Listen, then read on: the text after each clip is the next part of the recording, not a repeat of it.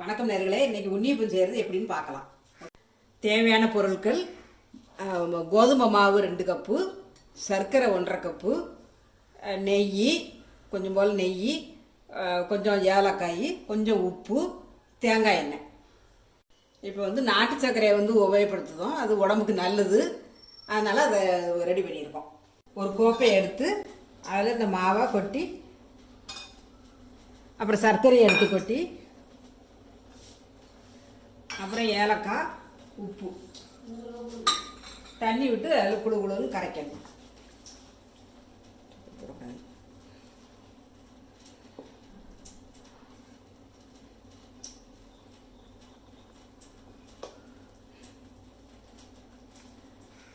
ரொம்பையும் தண்ணி ஊற்றாமல் கொஞ்சம் குழு குழுன்னு கரைச்சி எடுக்கணும்.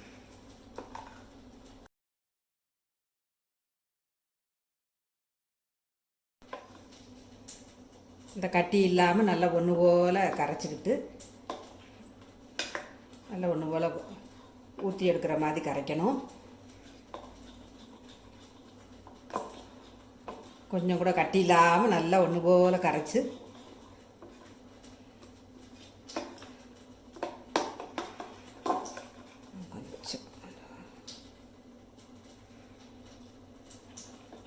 அடுப்பு பற்ற வைக்கேன். அடுப்பில் வச்சுட்டு தேங்காய் எண்ணெய்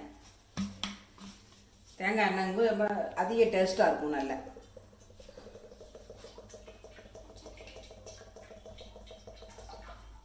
தேங்காய் எண்ணெய், அது கூட கொஞ்சம் நெய். நெய் எதனால ஆட் பண்ணுறோம்? நெய் எதனால எண்ணெயில் ஆட் பண்ணுறோம்? அது கொஞ்சம் நல்லா வாசமாகவும் இருக்கும், பிள்ளைகளுக்கு கொஞ்சம் விரும்பி நல்லா சாப்பிடுவாங்க. அதை ரெண்டும் கலந்து அதில் ஊற்றிக்கிட்டோம்னா இந்த பணியாரம் சுடும்போது அந்த வாசம் தரம் நல்லாயிருக்கும் சாப்பிட்றதுக்கு. காய் வரைக்கும் கொஞ்சம் வெயிட் பண்ணுங்கள். புடப்பும் கொஞ்சம் போட்டுக்கிட்டால் நல்லா கொஞ்சம் புடப்பாக நல்லா பொங்கி வரும். எண்ணெய் காஞ்சிட்டு தீ சிம்மில் வச்சுக்கிட்டு கொஞ்சமாக அப்படி கொறி ஊற்றணும்.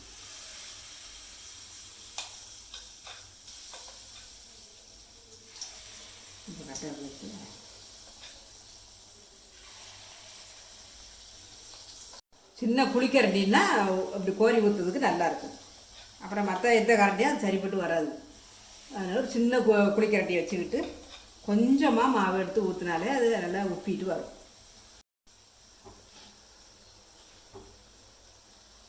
கொஞ்சம் பொன்னிறமாக வரும்போது புரட்டி போடணும்.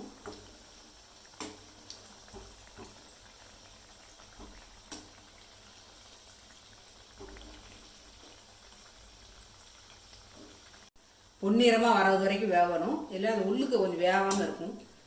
பொன்னிறமாக வந்த உடனே எடுத்து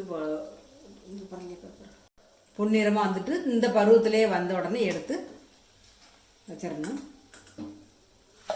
டிஷ் பேப்பர் போட்டு வைங்க, அப்புறம் எண்ணெய் அவ்வளவு இதாகாது.